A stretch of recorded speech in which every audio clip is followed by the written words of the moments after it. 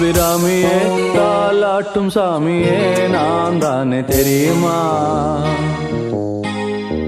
சிவகாமியே சிவனில் நீயும் பாதியே அதுவும் உனக்கு புரியுமா?